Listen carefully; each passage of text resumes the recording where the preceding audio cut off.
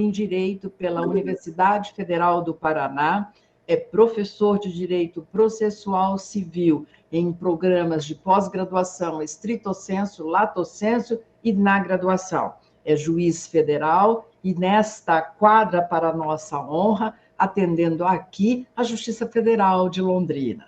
Professor Arthur, apresento-lhe Maristela querida, colega, que será a sua debatedora, defendeu a dissertação de mestrado há poucos dias, tive a honra de ter sido a orientadora. Professor Horácio Montesco, com quem divido a disciplina de Negócio Jurídico Processual e Compliance, aqui no nosso programa de Direito Processual e Cidadania da Unipar. Apresento-lhe igualmente os nossos mestrandos, doutorandos desta turma de 2022 e contamos com a presença de colegas ingressantes no 2021, próximo passado. Nesta hora, agradecendo, renovando, obrigadíssima, daremos início, então, à sua palestra tão aguardada, Os 6 anos do Código Civil, uma análise crítica. Com a palavra, caro doutor Arthur. Boa noite a todos.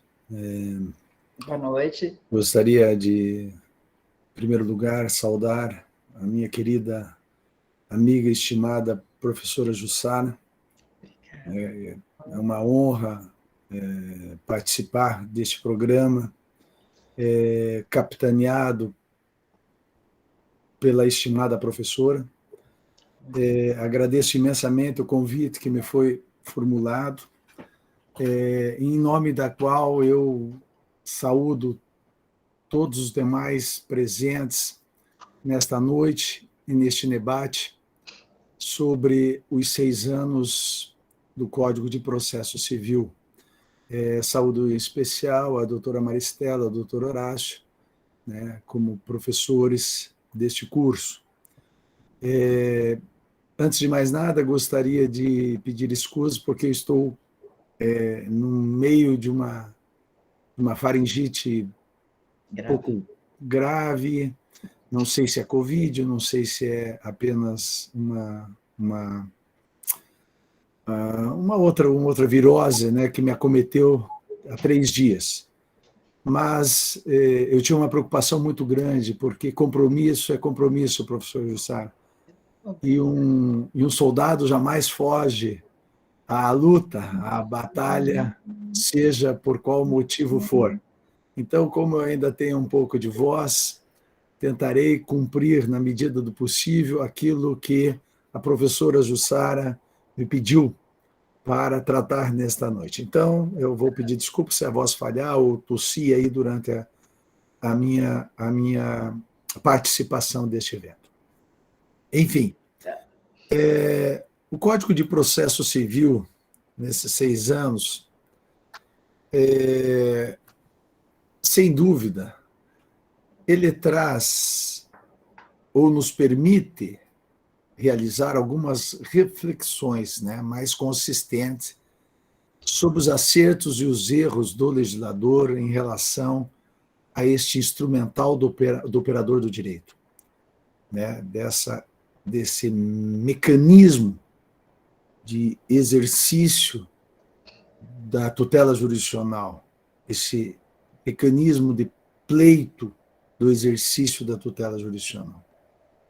Porém, o Código de Processo Civil, mais que um instrumento meramente procedimental, ele é, sem dúvida, um instrumento de conscientização e concretização da democracia do Brasil, né? Uma democracia brasileira. Não é algo um mero instrumental procedimental. No modo de ver, ali, como também nós temos isso no processo legislativo, né? O processo civil é um instrumento de concretização da democracia. Nos 6 anos do novo CPC, e a minha exposição ela será pautada em análise de alguns institutos, não vou me ater apenas a um instituto, vou procurar fazer uma pincelada de uma visão geral do novo Código de Processo Civil. Portanto, ela pode, a princípio, não parecer algo sequencial, mas sim de quebras de paradigmas, né, durante a exposição. Enfim, nesses 6 anos, podemos observar que os institutos tratados no Código de Processo Civil, eles representam um certo avanço e também um certo retrocesso em relação ao Código de Processo Civil de 73. Um dos pontos positivos, em meu modo de pensar, foi a contagem do prazo em dias úteis. Sem dúvida, e que agora, aliás, está passando com a nova, houve uma alteração recente, a Lei 6.015 de 73, da Lei de Registro Público, onde esse sistema também está sendo inserido no âmbito dos notários e registradores, né? A contagem em dias úteis e horas úteis. Então, sem dúvida, a possibilidade de se praticar o ato em dias úteis trouxe uma certa tranquilidade aos profissionais, especialmente ao advogado, né? ao representante da parte, para o exercício do seu munus público. Né, praticando os atos processuais em dias úteis, isso permitiu que ele, advogado, pudesse exercer com mais rigor, em maior amplitude, o contraditório e a ampla defesa, sem que possamos observar grandes prejuízos à celeridade processual. Né?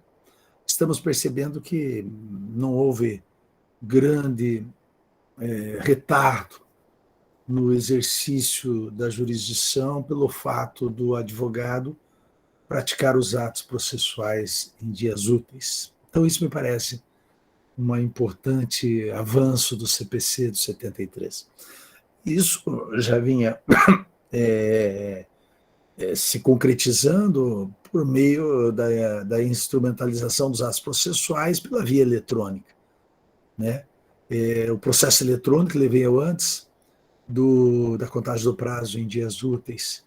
Então, o dias úteis ele veio apenas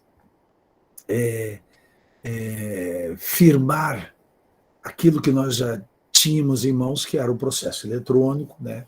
E isso me parece que houve uma compatibilização entre o processo eletrônico e a contagem de prazo em dias úteis. A existência de institutos processuais que visam a reduzir a repetição em massa de demandas, mediante decisão unificada, como é o caso do IRDR e do IAC, também representam um avanço em relação ao Código de Processo Civil de 1973.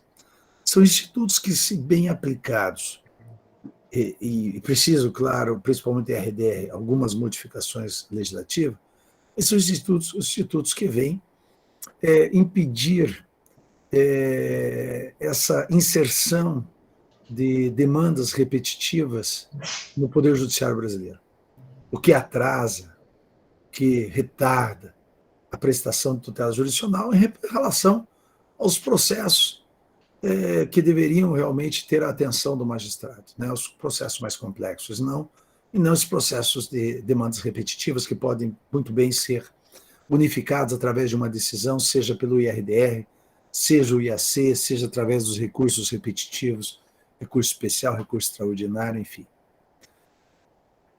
Na parte da cooperação jurídica nacional e internacional dos atos processuais, me chama a atenção, e eu gostei muito da alteração no que nos concerne ao auxílio direto, né?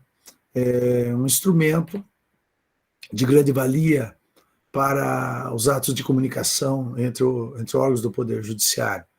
O problema é que não vejo a aplicação pragmática e de maior extensão desse Instituto do Auxílio Direto pelos operadores do direito. Espero que a cultura de utilização do auxílio direto venha a se aperfeiçoar e a se concretizar no exercício da tutela jurisdicional, porque é um instrumento magnífico, né, para a celeridade processual. Também em relação à gratuidade da justiça, né, o CPC de 73 me trouxe um avanço importante, ampliando esse benefício social também para os registros extrajudiciais. Me parece um avanço interessante, que venha concretizar as políticas públicas em prol dos mesmos favorecidos, saindo de uma gratuidade de justiça restrita e delimitada ao processo civil, para alcançar outros horizontes, como eu disse, como é o registro público extrajudicial. A previsão de possibilidade de amicus curiae como instituto de intervenção terceiro também representa um avanço importante na democratização do processo civil brasileiro. Deveríamos utilizar mais esse instrumento, porque quanto mais vozes trazendo outros pontos de vista para dentro do processo, a possibilidade de uma decisão mais justa, mais racional, mais abrangente, mais bem pensada, torna-se factível, né? Mas, infelizmente, esse instituto ele tem sido também pouco utilizado. Assim, como eu disse agora há pouco, né? Esse instituto do amicus curiae também não tem grande aplicabilidade nas demandas normais, né? Não estou falando aí no âmbito do Supremo Tribunal Federal, em demandas concentradas, nas demandas individuais, nos processos civil do dia a dia, infelizmente, nós não temos tido uma grande aplicação do amicus curiae. Em relação à tutela provisória, observamos vantagens e desvantagens na nova regulamentação. A possibilidade da tutela provisória antecedente, seja ela antecipada ou cautelar, que não era prevista no Código de 73, representou, no meu modo de ver, um grande avanço, né? No sentido de se garantir a eficácia de decisões, seja ela provisória ou satisfativa. Eu achei um critério de modernidade implementado no CPC magnífico, né? Você poder ingressar com tutela provisória antecedente, antecipada. Isso já era pregado por Dinamarco, né? Dinamarco, no Código 73, já havia sustentado essa possibilidade, mas não vigou na jurisprudência brasileira. Mas agora o novo código deve ser... devemos render honras ao legislador por permitir esta possibilidade, né, no âmbito das tutelas de urgência. Porém, me parece que ainda demanda uma reflexão maior e, quem sabe, uma alteração legislativa em relação à estabilização da tutela, né, da tutela antecedente. Pois ainda esse Instituto da Estabilização da Tutela, ele gera muitas dúvidas sobre o alcance dessa estabilização e sobre a possibilidade de alteração de uma decisão estabilizada, né, já que não estamos falando de uma coisa julgada, né, do Instituto da Coisa Julgada. Então, talvez aqui mereça uma crítica, porque o legislador ele não foi generoso, vamos dizer assim, na regulamentação da estabilização da tutela. Então, me parece que há necessidade de uma especificação melhor sobre esse instituto, né, a legis ferenda. Lamenta-se, no âmbito do Código de Processo Civil, que o Instituto da Conversão de Demanda Individual em Ação Coletiva, que estava previsto no artigo 333, tenha sido vetada pela então Presidente da República. No meu modo de ver, perdeu-se um importante instrumento de concentração de demandas repetitivas, já que a cultura no CPC é de facilitar, né, a resolução de demandas repetitivas, né, como no RDR, nem tanto no IAC, mas principalmente no DRR, no RDR, no RE, no RESP. Mas, lamentavelmente, não sei porquê, foi vetado. Isso aí seria um grande avanço para o Brasil, a possibilidade da conversão de demanda individual em ação coletiva, dentro do próprio Código de Processo Civil de 2015.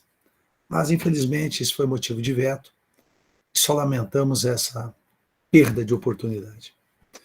Em relação ao Instituto da Revelia, Penso que o legislador foi econômico demais em sua regulamentação.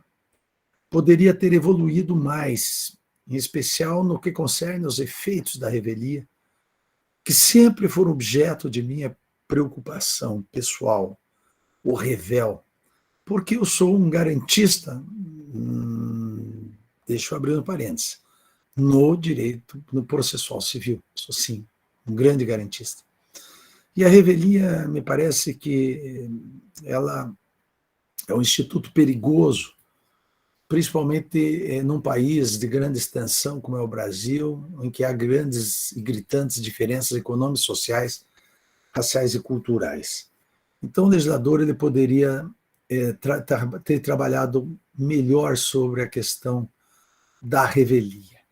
E ele cometeu, em relação à revelia, me parece, uma tecnicidade ali no artigo 76 do Código de Processo Civil, que exige de nós uma certa reflexão. O artigo 76 diz: verificada a incapacidade processual ou a irregularidade da representação da parte, o juiz suspenderá o processo e designará prazo razoável para que seja sanado o vício de incapacidade, ou irregularidade de representação. Descumprida a determinação, caso o processo esteja na instância originária, o inciso 1 do parágrafo 1º diz: o processo será extinto se a providência couber ao autor, o réu será considerado revel se a providência lhe couber. Mas o meu problema é no inciso 3º desse artigo 76, que diz que o terceiro será considerado revel ou excluído do processo dependendo do polo em que se encontra. Ora, o terceiro não pode ser considerado revel. A revelia é um instituto da parte. A revelia se aplica à parte no processo. Não existe reconhecimento da matéria de fato, confissão de matéria de fato por parte do terceiro que vai prejudicar a parte que ele auxilia, por exemplo, no caso da assistência. Então, há uma tecnicidade importante. O terceiro, se ele não resolver o problema da incapacidade processual e irregularidade processual, deve ser excluído do processo, esteja ele no polo ativo ou no polo passivo. Mas não ser considerado revel, Tanto é que o artigo 344 define a revelia. Se o réu não contestar a ação, será considerado revel e presumir-se-ão verdadeiras alegações de fatos formulados pelo autor. Ora, como que vai se presumir um assistente, presumir confissão ficta do assistente, porque ele não supriu a sua representatividade, a sua incapacidade dentro do processo. Então, me parece que essa é uma crítica interessante que eu faço ao novo CPC. No âmbito do julgamento, conforme o estado do processo.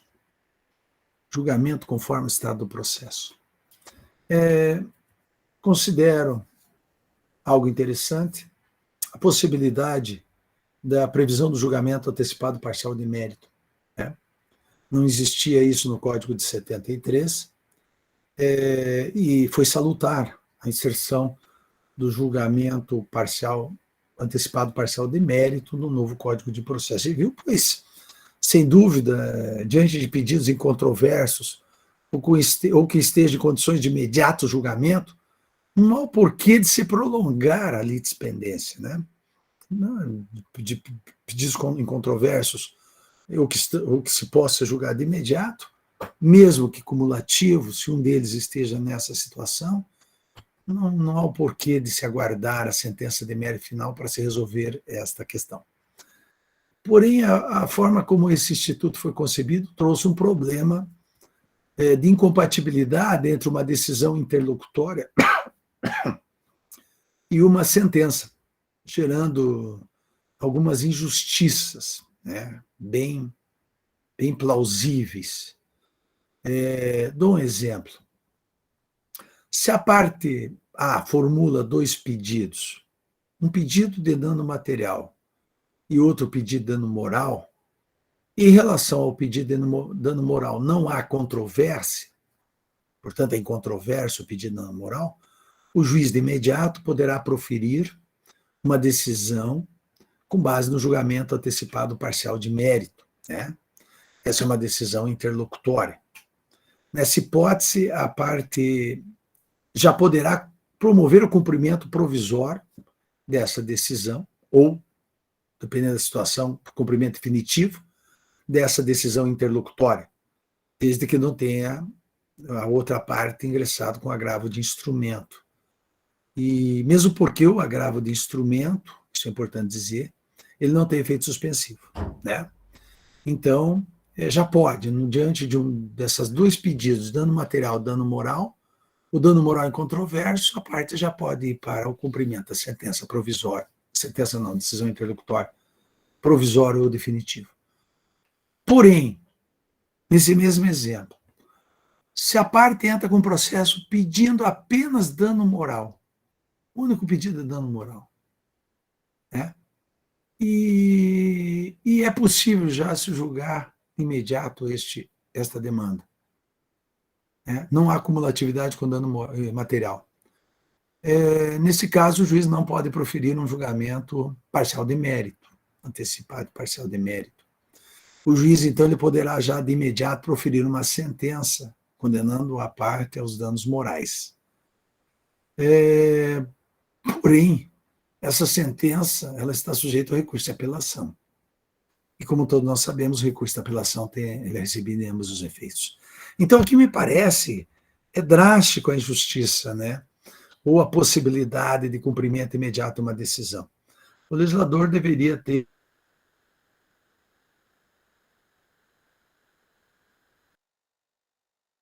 em determinadas hipóteses, né? Mas ele preferiu manter a regra geral de efeito suspensivo no recurso de apelação. Então, nessas alturas do campeonato, prefiro uma cumulatividade de pedidos. Claro, se corre o risco de perder, né? Ser uma sucumbente parcial. Mas é mais favorável a cumulatividade de pedidos do que um pedido único dentro do processo.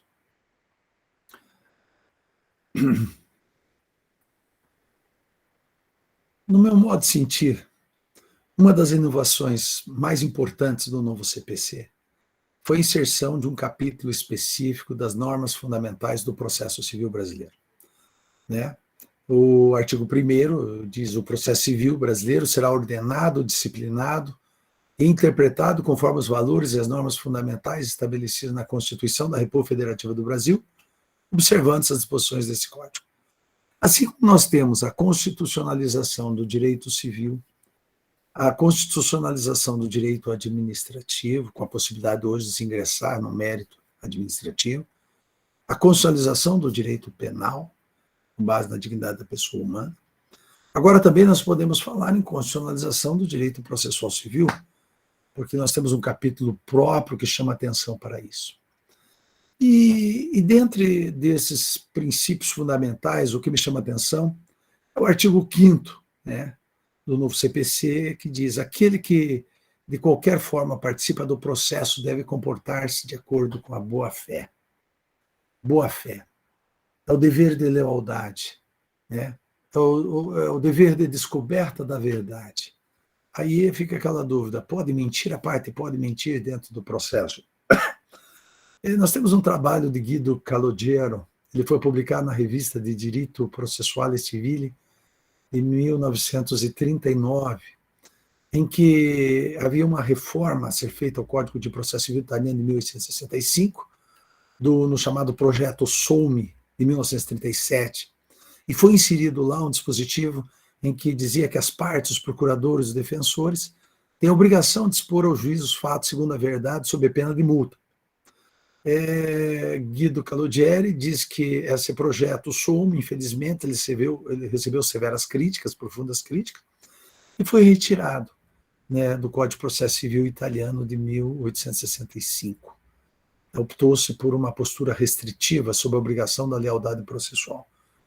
Mas outras vozes na doutrina italiana disseram que, mesmo que o projeto Solmi não tenha tido sucesso para a inserção desse dever de lealdade processual, a jurisdição, uma decisão judicial, ela tem que ser verdadeiramente incorruptível, nos termos do artigo 111, inciso 1 da Constituição italiana. Então, né, segundo Calogero, era possível se dar uma interpretação diversa dentro do Código de Processo Civil, ainda que não existindo uma norma expressa, no sentido que a parte não pode mentir. E no Código Civil, no Processo Civil brasileiro, isso me parece evidente, né? Isso é um direito fundamental, a lealdade processual, a moralidade processual, né? E o artigo 77 do Código de Processo Civil, ele é muito claro ao dizer, né, que, além de outros previstos neste Código, são deveres das partes, de seus procuradores e de todos aqueles que, de qualquer forma, participam do processo, expor os fatos em juízo conforme a verdade, né? Litigância de má-fé, né? Ato atentatório à dignidade da justiça, estão previstos no novo CPC, e com isso me parece que o Código brasileiro ele veio agraciar e veio incorporar o projeto Solme no Brasil, muito embora não tenha ocorrido isso na Itália. Outra norma fundamental, também importante, do novo CPC, é o artigo 12, né? Os juízes e os tribunais deverão obedecer à ordem cronológica de conclusão para proferir sentença ou acordo. Essa é a redação originária. Houve alteração. Espetacular isso, né? Os advogados sempre cobravam, poxa, mas meu processo fica lá, vai ficando para trás, nunca é julgado. Vem uma norma processual, diz, olha, os juízes devem obedecer à ordem cronológica de conclusão. Mas, lamentavelmente, diante do corporativismo da magistratura, e eu como magistrado, não estou aqui fazendo uma crítica a esse corporativismo, porque isso faz parte, né? Os juízes também têm associação, os advogados têm associação, né? Todo profissional tem a sua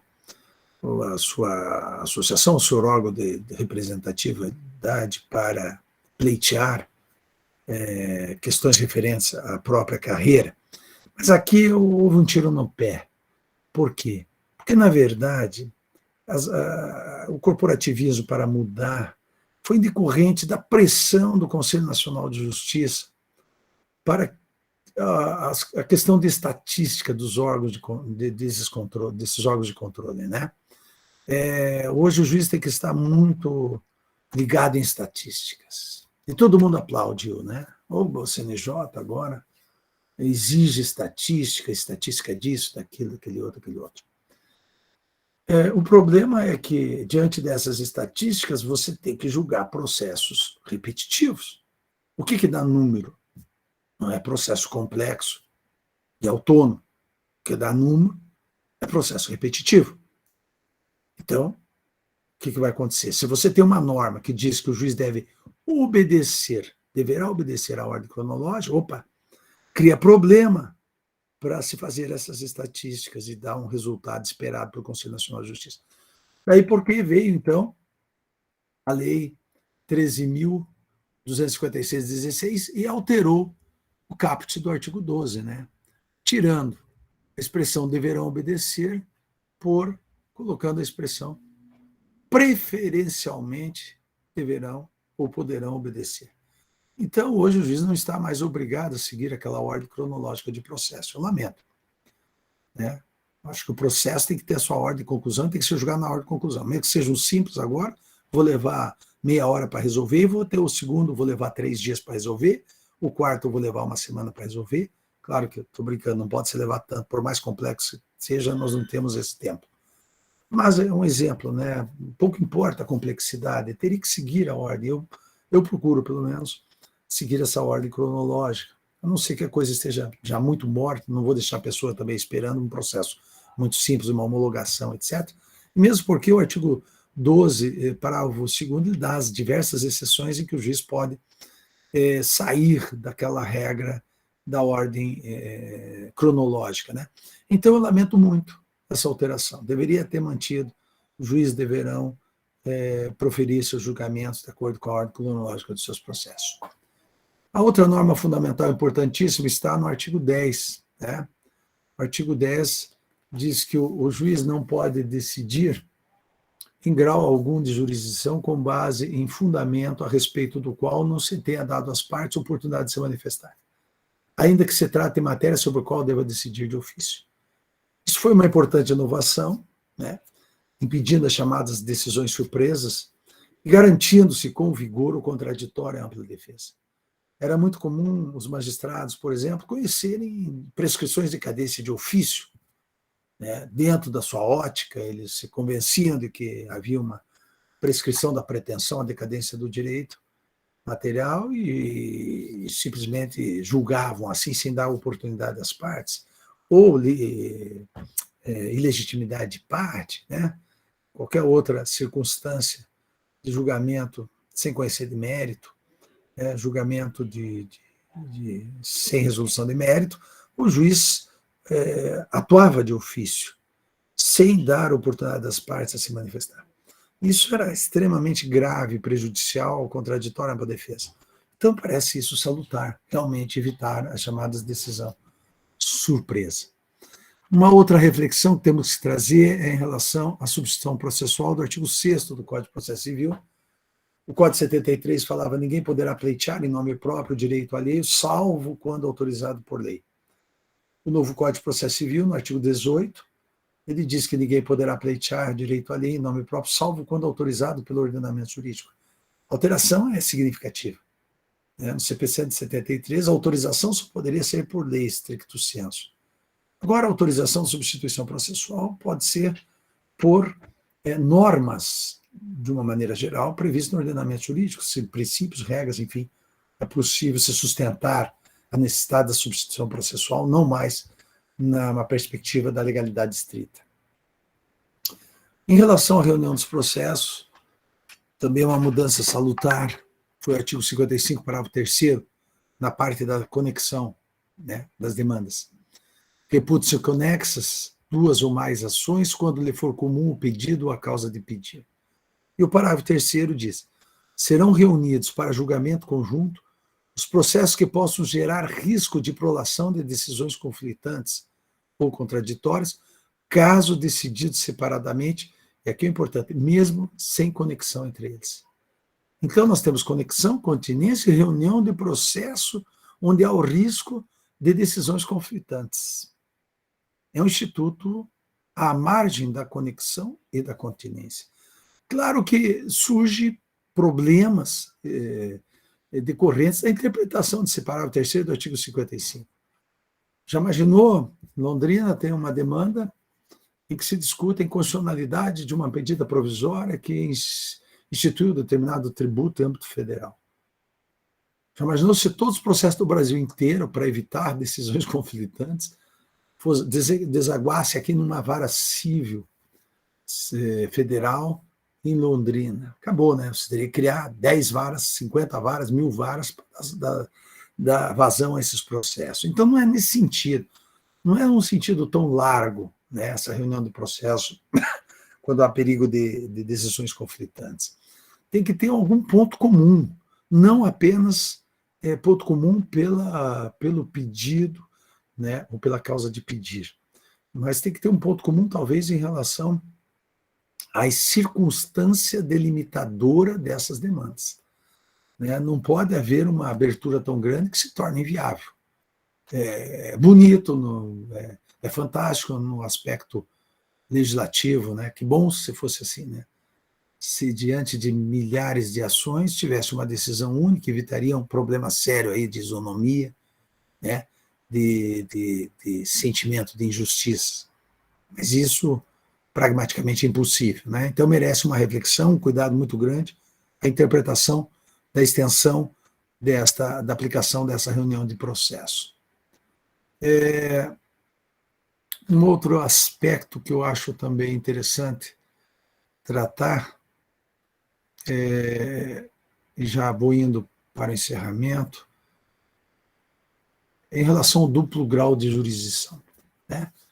Houve uma alteração importante em relação à remessa necessária, lá no artigo 996, né, que diz que está sujeito ao duplo grau de jurisdição, não produz efeito senão depois de confirmada pelo tribunal a sentença, né, proferida contra a União, estados e municípios, julgar procedentes embargos, enfim.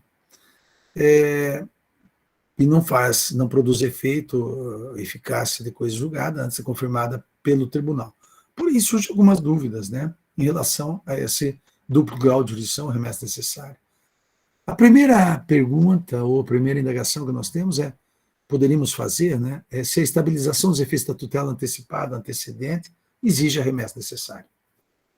O juiz, a pessoa entra com a tutela antecipada, antecedente, o juiz concede a tutela, né, só que a outra parte não recorre, não entra com impugnação, o juiz vai extinguir o processo, prolata uma sentença de julgamento e estabiliza a tutela. E se essa parte for a fazenda pública, haveria necessidade de remessa necessária pelo artigo 496? Me parece que não, né? Seria meio incongruente isso, porque, na verdade, 496 ele exige a remessa necessária quando se estiver diante de sentença. E no caso de estabilização tutela, nós não estamos diante de sentença. A decisão que foi proferida contra a fazenda não foi a sentença que extingue o processo na estabilização. É a decisão interlocutória que concedeu a tutela. E essa é objeto de agravo, porque ela é uma decisão interlocutória. Então, não se amolda ao artigo 496, que diz que tem que ser, no caso, sentença. Correto? Também no julgamento parcial de mérito, antecipado parcial de mérito. Se for contra a fazenda pública, no julgamento parcial de mérito, há necessidade de remessa necessária? Ora, é uma questão que parece que a gente pode aplicar o mesmo entendimento à antecipação, à tutela, estabilização tutela. Ora, o juiz, quando decide passar parcialmente o mérito, antecipando, ele faz através de uma decisão interlocutória, não numa sentença. E o artigo 496, na sua concepção literal, fala: será sujeita à sentença proferida contra a fazenda. E, ora, parece que se o pedido é incontroverso, se a fazenda não impugnou esse pedido, por que então exigir aí uma remessa necessária, né?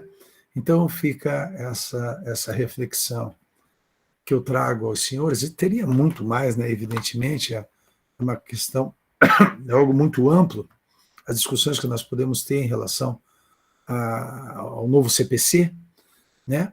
Críticas têm que ser sempre feitas, né, a determinados institutos, porque não são perfeitos, o legislador tem que ir aprimorando, e a construção jurisprudencial, a jurisprudência, né, como é o caso do agravo de instrumento, né, a questão mitigada, né, do agravo de instrumento, né, então isso aí, a jurisprudência vai amoldando, vai ingressando naquele campo onde o legislador deixou em aberto ou não deixou bem esclarecido. De uma maneira geral, como eu disse, estou satisfeito com o Código de Processo Civil, mas faço aqui, então, dentro daquela minha proposta, né, que foi pedida pela professora Jussara, uma crítica final, que é em relação ao IRDR. O IRDR, lamentavelmente, é um instituto que ele vai bem até a decisão do IRDR. Porém, quando se prolata a decisão no IRDR, decisão final, cabe recurso especial e recurso extraordinário. E o mais grave, ele gera efeito suspensivo automático à decisão do IRDR. Então, qual o sentido desse instituto? Se era para se resolver rapidamente as demandas coletivas, dar uma solução definitiva. Mas, quando vai abrir para o recurso especial e recurso extraordinário, inclusive com presumida repercussão geral. Presumida repercussão geral. Né? Então, é um instituto ineficaz. Nós vamos tirar do escaninho dos tribunais, das presidências dos tribunais de apelação, para os escaninhos do STJ e do Supremo Tribunal Federal. Só vamos fazer isso, vamos mudar de lado. Porque dificilmente não vai ter recurso especial e recurso extraordinário, principalmente quando está envolvendo questões de Estado. E também fica, agora encerrando, já devia ter encerrado, mas encerrando definitivo. Encerrando definitivo, olha. Eu trago a reflexão sobre a constitucionalidade do EDRR. Por quê? Porque é a Constituição que estabelece a competência originária dos tribunais. O Tribunal do Estadual, os Tribunais de Justiça e principalmente o Tribunal Regional Federal. É a Constituição. E o IRDR, ele é um incidente originário. A pessoa, mas é um incidente. Não, ele é uma demanda originária. Ele é um incidente que gera uma demanda originária dentro do tribunal. Haverá uma supressão de instância. Então, na verdade, teria que ser como ação civil pública. Ela se propõe no âmbito de primeiro grau, com um único recurso, enfim, mas me preocupa muito, ainda não chegou essa questão no Supremo, né, já chegou no STJ, e lá houve um non-liquid por parte do STJ, non-liquid jurisprudencial de inconstitucionalidade, porque o ministro, era uma decisão do RDR, dos juizados especiais, e o RDR foi do TRF da quarta, de uma decisão dos juizados especiais. Subiu de ofício, o TRF julgou. Aí, e deu efeito suspensivo aos processos em andamento. A União foi ao STJ e pediu a abrangência dessa suspensão para todos os processos no Brasil inteiro. O ministro Sanseverino, ele disse, olha, eu tenho dúvidas sobre a constitucionalidade desse negócio aí, porque o tribunal que deu o IRDR, que conferiram o IRDR, ou que julgaram o IRDR, vai ter que julgar o recurso. Está lá, tem que julgar o recurso. E o recurso é de competência de turma recursal. Como é que o recurso vai ser julgado pelo TRF? Uma decisão dos juizados especiais. Então o ministro diz, olha, eu não vou dar o efeito que a União quer, porque eu não sei se é constitucional. Ora as bolas, né? Se não sabe se é constitucional, instaura para o plenário a constitucionalidade, mas não deixa de julgar, não deixa de conceder sob esse argumento. E a falha, lamentavelmente, é do legislador do Código de Processo Civil, que tem esse problema aí de vincular juizado especial com juizado comum, com o Tribunal de Justiça Comum. Enfim, agradeço a oportunidade, me desculpe pela voz, e graças a Deus consegui cumprir com a minha obrigação, professora Jussara, como bom soldado que não foge à luta. Uma boa noite a todos e parabéns pelo trabalho de mestrado, e vocês estão muito bem assessorados pela grande professora Jussara e pelo professor Horácio, né? Parabéns a todos. Obrigado.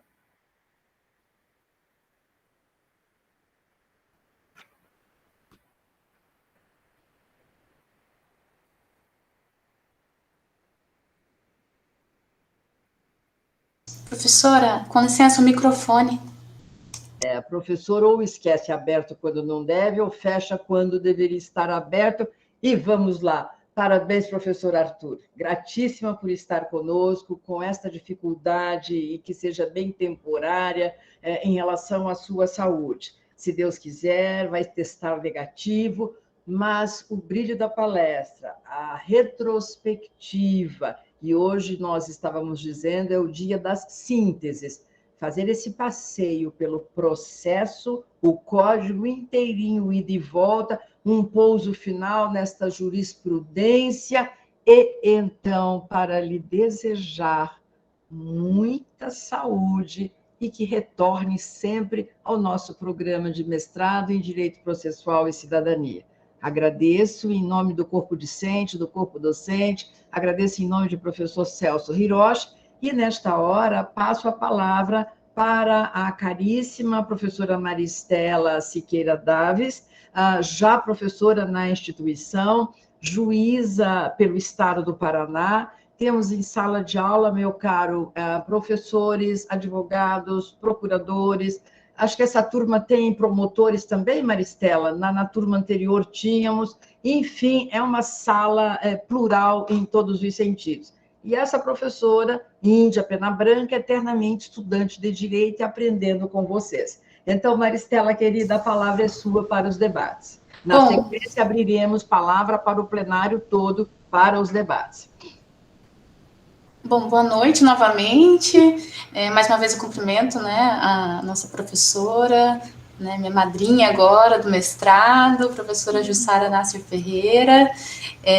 Também cumprimento, né, o nosso professor Arthur César Souza, dizendo que é uma grande honra recebê-lo, né, ainda de modo virtual, aqui, né, no nosso mestrado em Umuarama, professor Horácio, com quem tive novamente o prazer de encontrar, os demais colegas que estão aqui presentes. É um tema muito abrangente, né, professor Arthur, né, tratar sobre essa evolução de um modelo, de um paradigma de 1973, 40 anos né, introduzidos na nossa seara, na nossa cultura jurídica, e agora só há 6 anos, né, incide efetivamente de trabalho, né, com esse modelo que agora se diz cooperativo, né, preocupado com esses valores, que novamente essa aproximação entre o direito e moral, né, o constitucionalismo, o influxo, né, desse paradigma dos direitos fundamentais, e estudando, professor,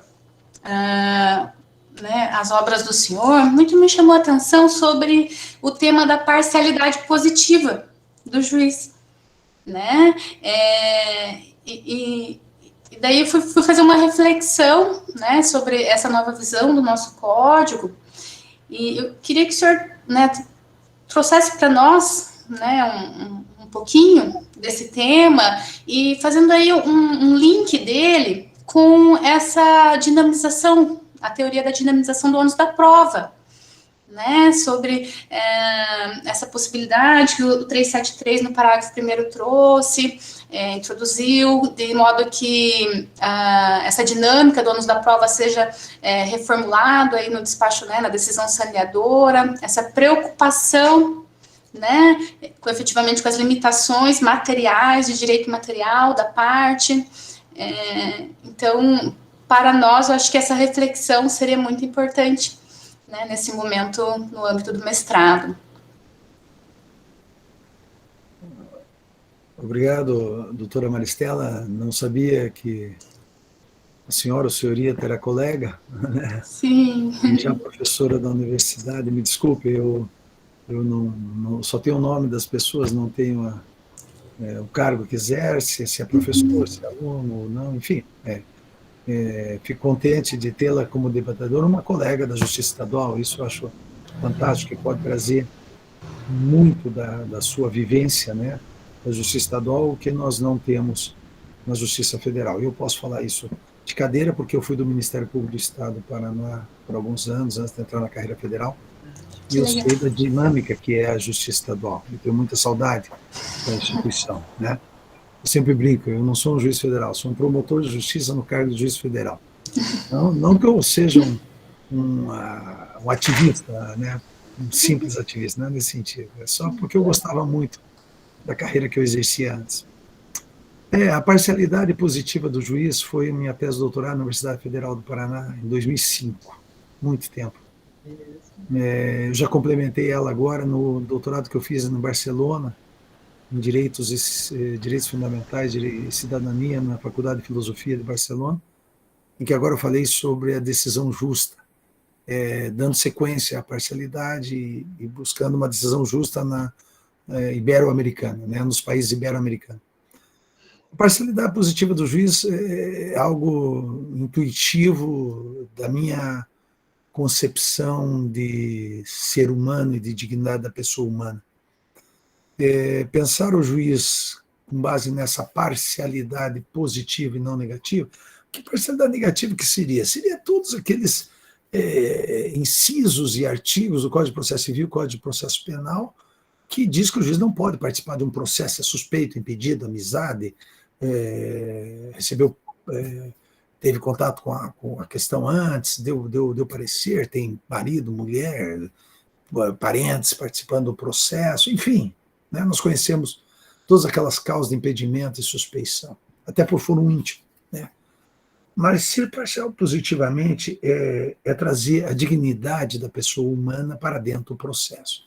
E como que eu trago isso? Eu trago isso primeiro mudando a concepção de parte. O processo não tem parte, o processo tem pessoas. O processo tem pessoas com a sua história, com a sua cultura, com o seu sofrimento, com a sua angústia. E o magistrado tem que ficar alheio a isso? Magistrado, então põe uma máquina. Vamos pôr uma máquina que é a melhor coisa do mundo. A máquina ela não percebe. Isso não significa que é sentimentalismo, que é emoção. Não. Isso significa sensibilidade. Sensibilidade. E temos a questão da revelia, como eu faço a crítica. Como é que eu posso considerar confissão de fato um cara que perdeu tudo, perdeu a mulher, perdeu a empresa, está no alcoolismo, e essa é uma citação de um oficial de justiça, o senhor tem tantos dias para contratar um advogado, nesse país maravilhoso, você encontra a OAB em cada esquina, né, ou uma defensoria pública em cada esquina deste Brasil, o cara pode ir no bairro dele já resolver o problema, não, até ele saber onde é, pegar o ônibus, enfim. Então, como o juiz pode estar alheio a isso? Né, não perceber essa desigualdade. Aí a inversão do ônus da prova é muito interessante, é uma forma de dar eficácia a essa parcialidade positiva do juiz, em que o juiz, com a sua sensibilidade, constata ali, opa, aqui há um desequilíbrio, há uma quebra do contraditório e da ampla defesa. Né? Na área criminal, então, tem réus que já interpuseram 33 habeas corpus no Supremo e ganharam. Então você precisa ter 33 habeas corpus para ganhar. E como é que o réu, com base na assistência judiciária gratuita, não estou criticando a assistência, ao contrário, faz o possível do impossível. As pessoas que trabalham, os advogados que atuam na assistência judiciária gratuita, a defensoria pública hoje é estruturada, ela tem que se cobrar mais da defensoria pública. Mas os advogados da ativa, meu Deus do céu, né? Como é que ele vai daí fazer recurso especial, recurso extraordinário, habeas corpus, etc, etc. Então, que processo é esse que nós, juízes, tenhamos que ficar insensíveis, ou mesmo o Ministério Público, seja quem for que participa do processo. Um dos momentos mais bonitos que eu vi foi uma petição do advogado, aí a parcialidade positiva do juiz, não do juiz, mas do advogado, parcialidade positiva do advogado. Ele era o advogado de um exequente e penhorou a casa a favor do cliente dele, que a pessoa devia aluguéis, né? Aluguéis. E já estava indo para leilão. Só que precisava fazer uma reavaliação, e não sei por que o advogado do exequente foi com o oficial, certo? Para conferir se a avaliação seria correta, para uma possibilidade de angariar mais verbas no leilão, né? Enfim, e chegou lá e se deparou com uma situação muito triste.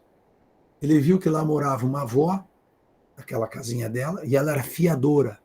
Tá? Era fiadora. O imóvel dela que estava indo ali era fiadora. Ele constatou que ali morava uma avó cuidando de 6 filhos, e a avó trabalhando, né, de doméstica, e era a única renda, tal.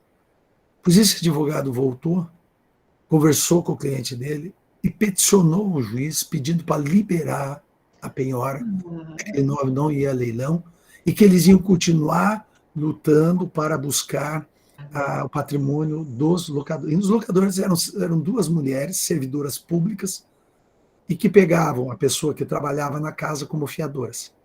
Já tinha dado esse golpe uma segunda vez. Ele não sabia, né, mas ele percebeu, disse, olha, eu vou continuar, conversou com o cliente dele, sensibilizou o cliente dele, e esse advogado, olha, é algo assim extraordinário, né?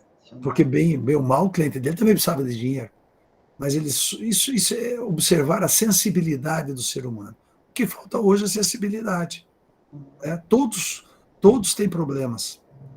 Todos, seja o rico, seja o pobre, tem problema, seja doença, o rico, seja o pobre, tem problema. O problema é sensibilidade. Sensibilidade para determinadas questões. Então, o juiz, me parece, eu defendi essa tese nesse sentido.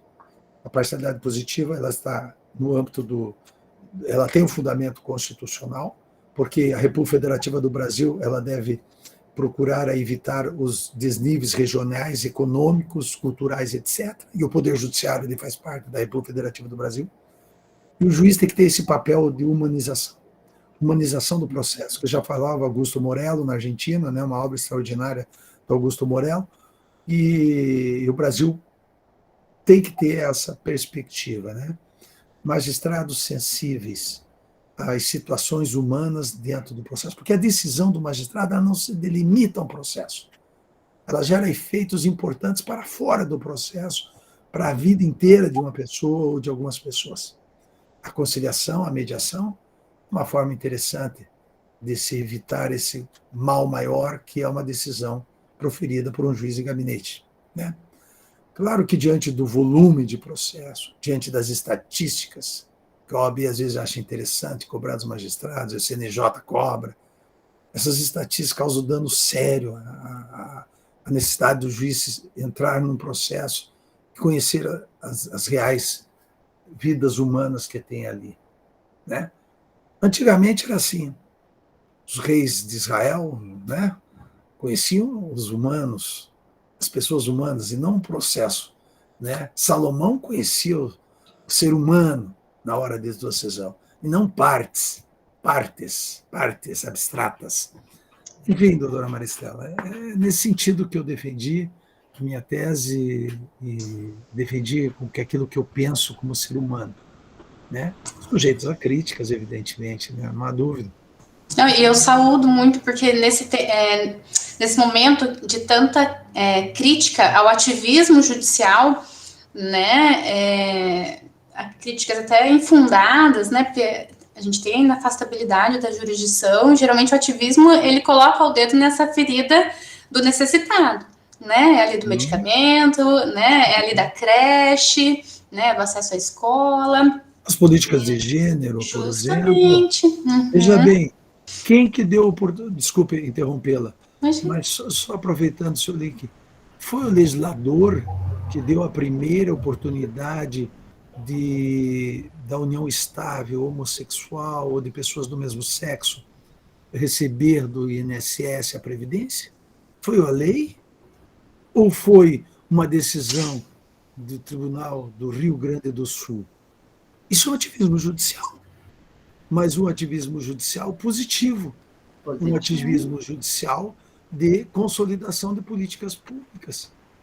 Então, claro, tem um ativismo judicial negativo, péssimo, perverso, que daí não é ativismo, aí é politicagem pura. Isso, politização politização do processo, isso. É má índole dele. E tem o ativismo judicial com perspectivas de análise do ser humano, né, de políticas públicas, que não são cumpridas pelo Estado, paciência, não são. Remédio. Agora, o que nós vamos fazer? Remédio. Tá, tudo bem, não vamos mais dar remédio para ninguém, que se dane. Só o rico compra remédio. O SUS não precisa dar remédio para ninguém. Nem a Unimed. E daí? Então, temos que ter o bom senso, evidentemente.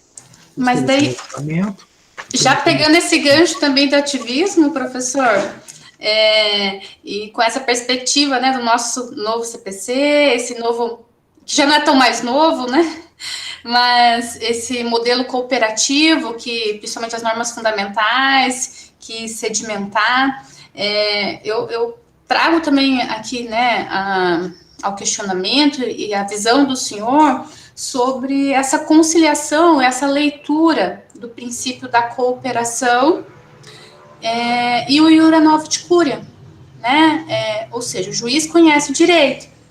É um tema que eu, né, vim estudando também, mas eu queria ter conhecimento, ter acesso, qual é a visão do senhor, né, sobre esse tema, até onde, né, o magistrado, porque tem esse questionamento de se ferir ou não justamente a parcialidade, até onde o magistrado poderia ir, né, porque nós ainda temos uma jurisprudência defensiva, né, no sentido de que afirma-se, não, o magistrado não extrapolou, não houve decisão surpresa, mas nós sabemos que geralmente sempre tem uma terceira via, né, mas baseada aí no iura novit curia.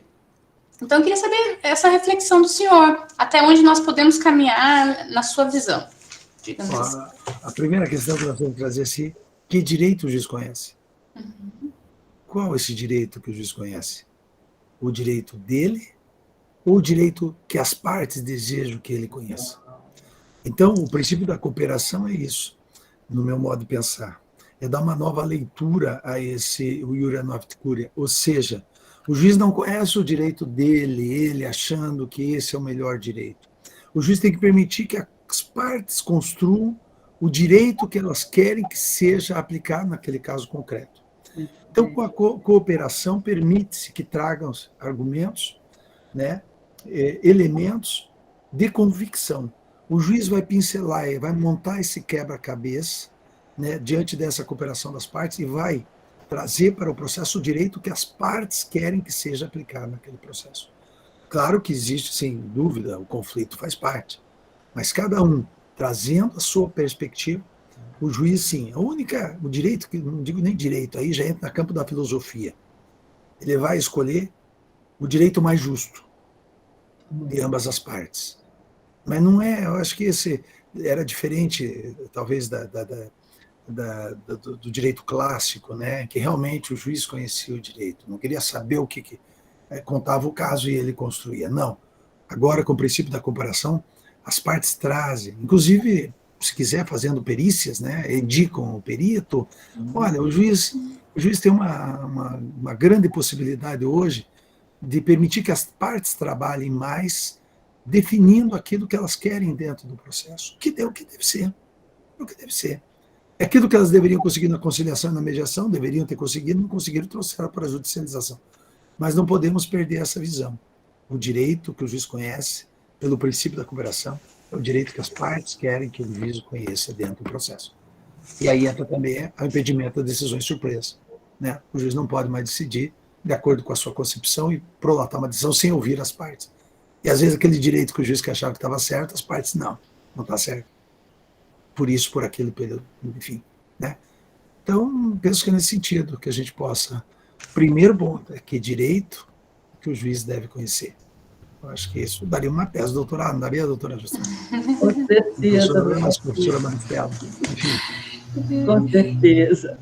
E, como última, só para o fechamento aqui, né, do debate, professor, o senhor mencionou, pontuou sobre, né, as normas fundamentais, esse primeiro capítulo, né, do novo CPC. O senhor entende que estaria se formando também uma própria delimitação de uma teoria geral do processo? Ou seja, o processo penal consegue beber dessa fonte, né, da boa-fé ali dentro, da própria cooperação, o processo administrativo, né, as vias aí, sei lá, previdenciárias ou até, né, fiscais aí nessa primeira fase. Eles poderiam também beber ali da boa-fé, da cooperação, da eficiência. Qual visão que a gente poderia ter disso? Nessa discussão de uma teoria geral do processo civil, há muito tempo vem sendo Dinamarca, a Escola de São Paulo, já Curitiba, com a Universidade Federal, né?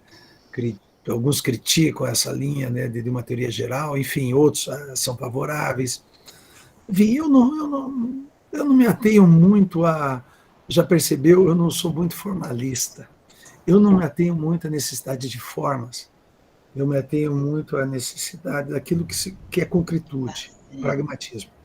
Então, eu não acho que não há necessidade de se pensar uma teoria geral do processo para aplicar as normas fundamentais do processo civil ao processo penal, ao processo administrativo, ao processo eleitoral. Mesmo porque as normas fundamentais do processo civil, elas não são um criador, elas não nascem daquilo ali, elas advêm da Constituição. E a Constituição é um parâmetro para todos.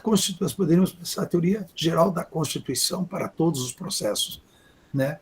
Então, eu vejo com bons olhos, sim, temos que aplicar alguns princípios, algumas normas fundamentais, pouco importa as regras do processo civil, se são normas dos outros processos, processo penal, processo eleitoral, processo administrativo, pouco importa essas regras. Se a norma do Código de Processo Civil é uma norma fundamental fundada na Constituição, as regras têm que ser afastadas, as demais. Agora, se é uma regra própria do processo civil, é uma norma, regra fundamental do processo civil, aí tem que ser avaliado. Porque se tem uma regra própria, fundamental do processo penal, processo administrativo, processo eleitoral, aí não vai conversar, as fontes não conversam, né? Porque aí o sistema tem que se preservar, a autopoiese, né? A autopoiese sistemática de Luhmann para cada sistema do direito. Então, é nesse sentido que eu penso. Não sei se teria muito sentido pensar em teoria geral do processo, quando nós temos outras fontes muito maior que o processo, para disseminar essas normas fundamentais. Bem, muito obrigada pelas reflexões, né, pelo ensino. Não ensinar nada, eu gostaria de aprender mais com a senhora, e com certeza, com a sua experiência de vida e como profissional. Obrigada, professor. Então, devolvo a palavra, professora. Gratíssima Maristela, debates excelentes e tocaríamos aqui até amanhã, se preciso fosse. Se houver alguma participação excêntrica, é Zetinha, minha pet de estimação, começou a estudar processo recentemente, eu não consegui ir lá no quintal, fui para pôr ordem, mas lá vamos continuando. Meus caríssimos mestrandos e mestrandas, a hora vai alta, porém nem tanto, debates abertos para que vocês participem. Tragam aí as suas dúvidas, os seus questionamentos, palavra aberta para aqueles que desejarem participar. Vocês estão me lembrando o ministro Aires Brito com silêncio eloquente. Olha, silêncio eloquente aqui é muito bem-vindo, mas como Aquivaldo já se inscreveu, venha lá, meu caríssimo, para o debate. Diga, Aquivaldo.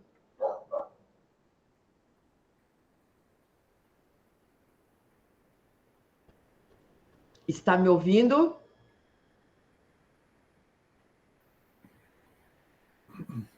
Acho que tivemos um pequeno probleminha. Aquivaldo já volta. Enquanto isso, quem mais vai se inscrevendo até o retorno do nosso colega? Enquanto Aquivaldo não vem, professor Arthur, preciso colocar em dia parte desse teu currículo extenso. Caríssimos e caríssimas, nada acontece por acaso. Era um dia de sol, de luz, de brilho nessa nossa Londrina. Eu tive a honra de conhecer professor Arthur, brilhante acadêmico de direito, com sua esposa encantadora Giovânia, que naquele momento era namorada querida, e de lá, desde aquela graduação, voltamos a nos encontrar no mestrado em Direito da UEL, tempo em que eu coordenava o curso, nem sei por que me colocaram lá, porque eu não sabia nada de coordenação, e aí Arthur e outros amigos queridos nos ajudaram a construir a história, o trajeto do mestrado, que hoje tem mestrado e doutorado em Direito Negocial. O tempo passou e nós juntos, outra vez, somos vizinhos nos dias atuais. E tenho a honra imensa de ser professora do João, filho de Arthur e Giovana, no mestrado da Universidade de Marília. Os laços que prosseguem, e de vez em quando me dizem assim, professora, como que a senhora consegue convidar o professor Arthur e ele atender, ainda mais agora, quando souberem que você, né, enfermo, e diz, não, eu vou lá, estou com a professora.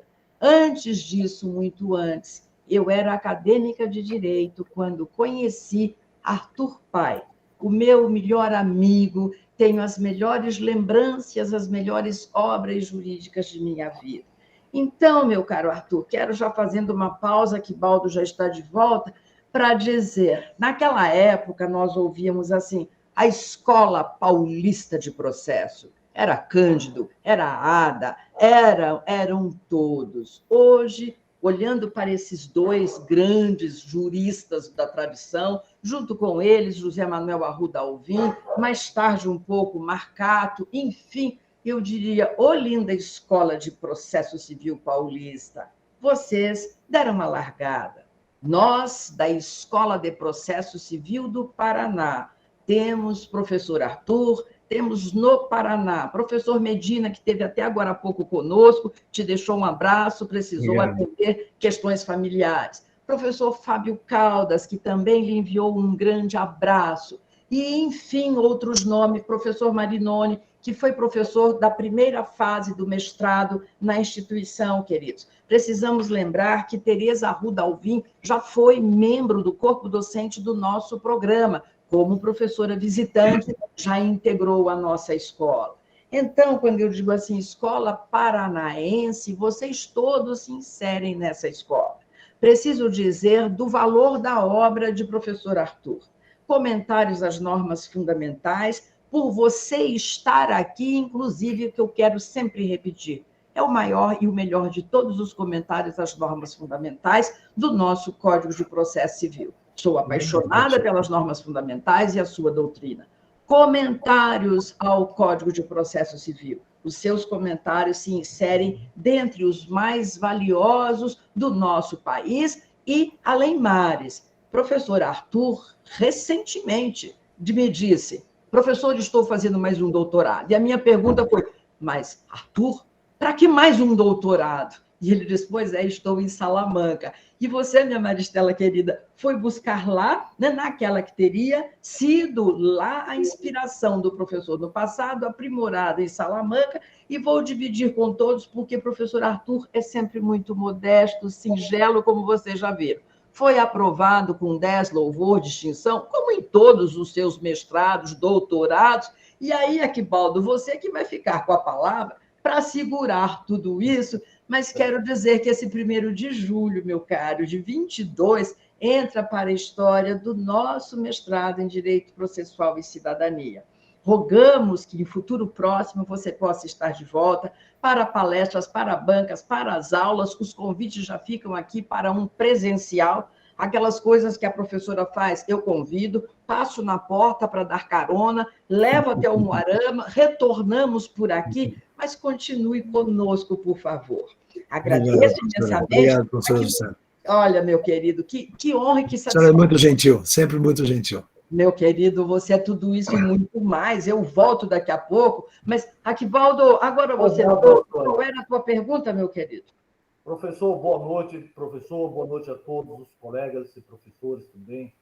Professor Arthur, eu gostaria, se possível, que o senhor comentasse sobre a extensão da eficácia preclusiva da coisa julgada.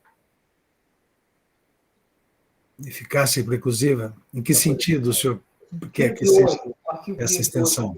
Implícito. Sobre acerca das questões que poderiam ser dedutíveis, do 508, notadamente do 508. O senhor tem o 508 aí? Eu não me recordo. Por favor, se o senhor tiver e puder fazer a leitura, eu agradeço. Parece, eu vou só aqui rapidamente, por favor. Tá, obrigado. Obrigado. É que eu, de cabeça assim, eu acabo não gravando todos os artigos. Ainda mais sexta-feira, essa hora. Não, depois, a gente já fica um pouco... só preciso lembrar o dispositivo da coisa julgada. A eficácia, sim. Você está abrindo aqui, professor. Tá, fica à vontade, sem problema. Pronto. Vou fazer a leitura para os senhores. Pode. Transitada em julgado a decisão de mérito, considerar-se-ão deduzidas e repelidas todas as alegações e as defesas que a parte poderia opor tanto ao acolhimento quanto à rejeição do pedido. Perfeito. Obrigado. Interessante, sim, Aquivaldo. Interessante e complexa. Essa é uma das temáticas que me preocupa realmente. O que significa poder deduzir tudo aquilo que eu posso deduzir?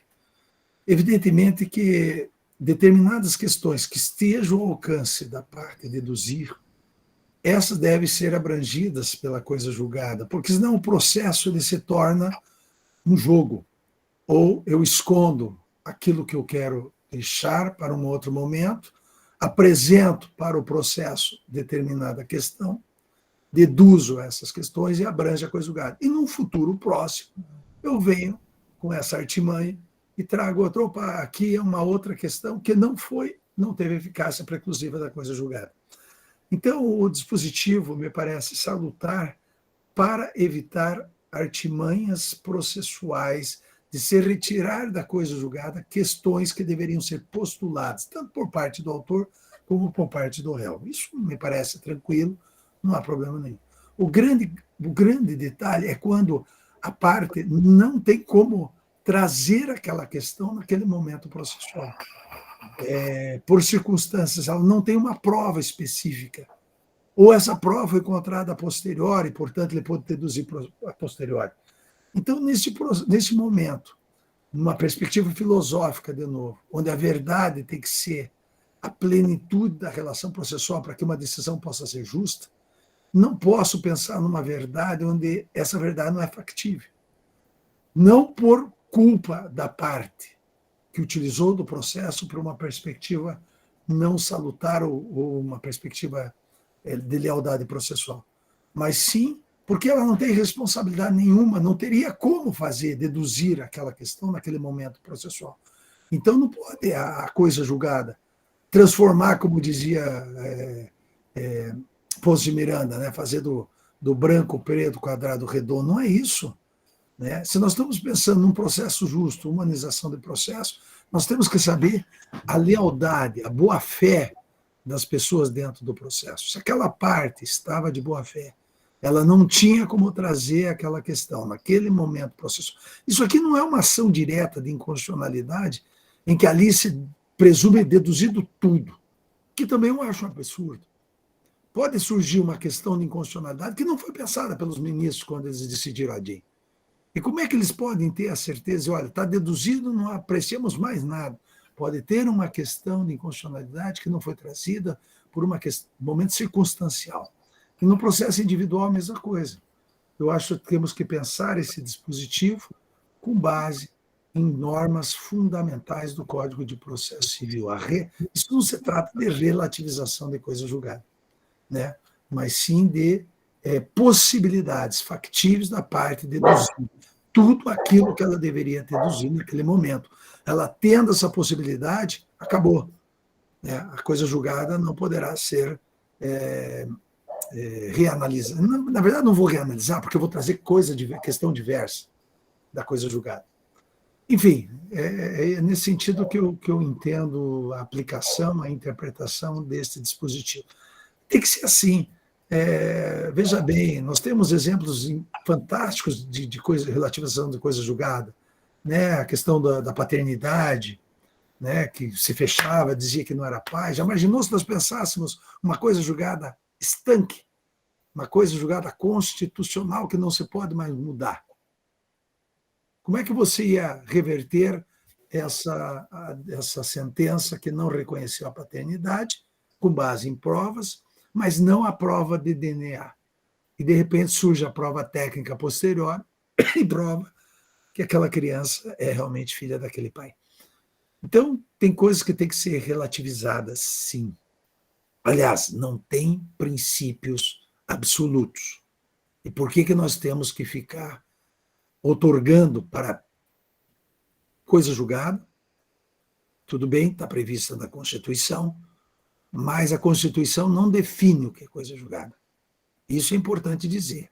A Constituição só fala coisa julgada.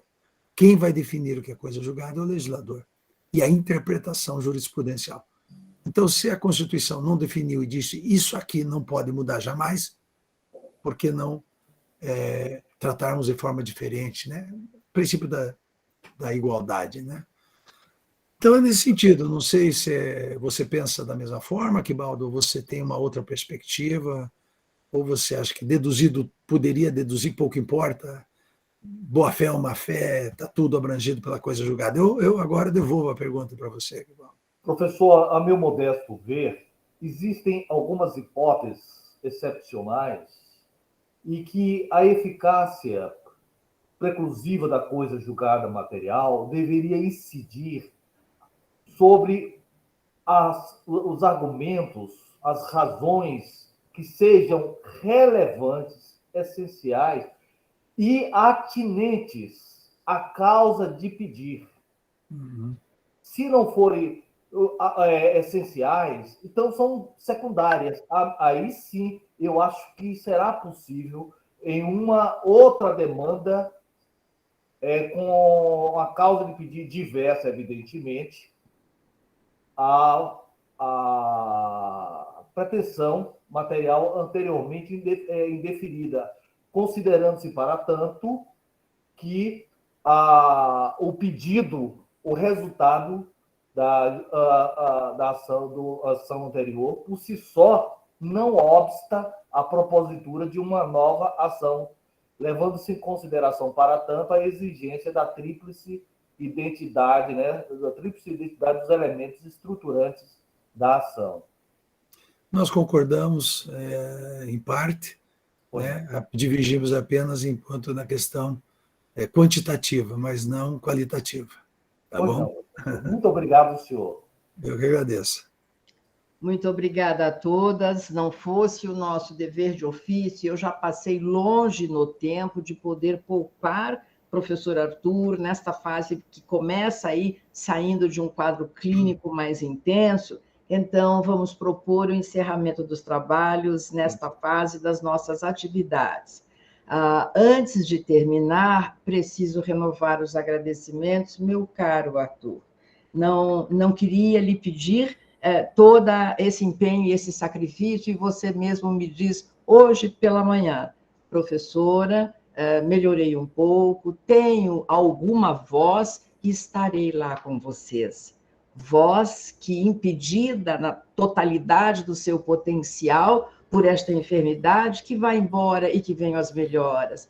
Veio fazer para nós, meus queridos, no encerramento da nossa terceira oficina de pesquisa, uma voz de luz, voz trazida com fios de ouro para dizer de um outro olhar para o processo que todos nós buscamos e compreendemos como um outro horizonte, um processo como um lugar onde o justo seja permanentemente buscado, um processo que humanize de fato aquilo que está no mundo real. Aquele processo da tradição vai cedendo espaço e cada vez mais com a participação de todos nós que estamos nesta seara. Vocês, julgadores, principalmente, porque o julgador do passado tinha um outro olhar. Os novos julgadores, esses julgadores que olham com olhos de ver aquilo que nós temos buscado no continente europeu, chegando já ao Brasil, acho que pelas portas, quiçá, do direito do trabalho, que não conheço, mas ouço dizer, a jurisprudência de realidade. A jurisprudência de realidade que ficou nesse teu exemplo, meu professor, do colega advogado, que diz como uma vozinha nesta casa, como era a mesma história, senhoras funcionárias públicas, e o golpe do Tinder se fazendo do lado do avesso, o golpe daquela senhorinha, da funcionária doméstica, e olhar para ver o que somos todos desta maneira. Os grandes têm outro canal de trânsito, e quando comparecem, não comparecem. Os jurídicos são tão intensos e extensos que a gente nem consegue localizar onde estava a parte. Professor Castanheira Neves, numa passagem, quando ele diz: precisamos cuidar da justiça, a justiça do pequeno, a justiça do miúdo, porque lá estamos todos nós.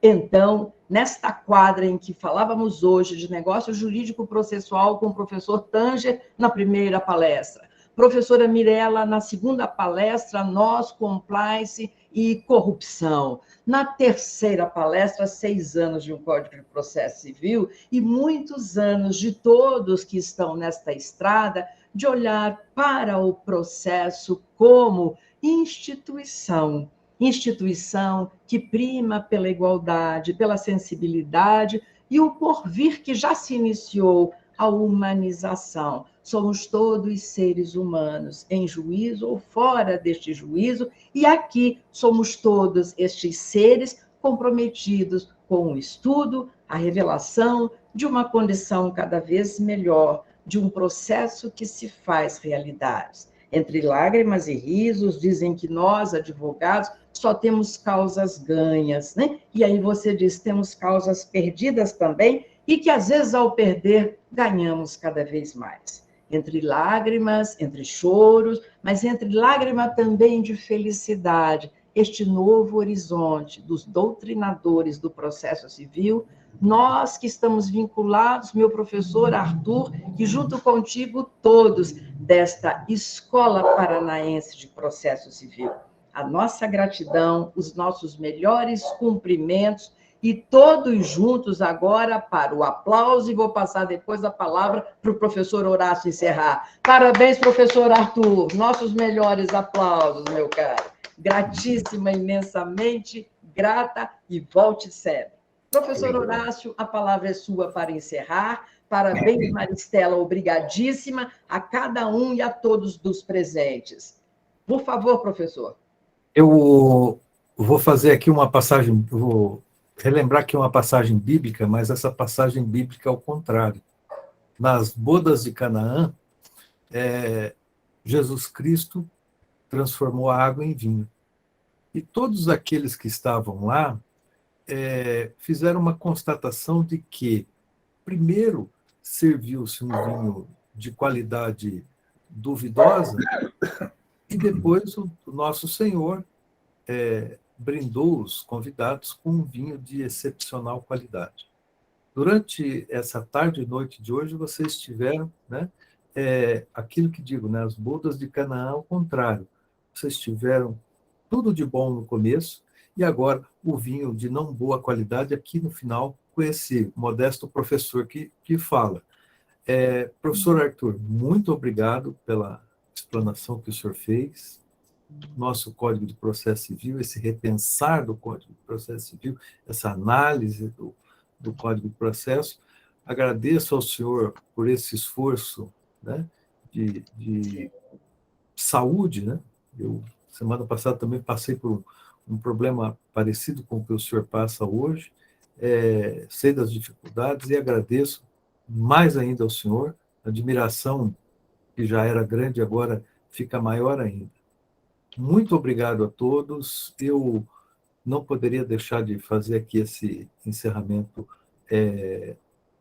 sem fazer aqui uma menção honrosa à professora Jussara, essa professora, essa amiga, essa companheira que eu tenho a honra, professor Arthur, de dividir a tarefa, né? Assim como, né,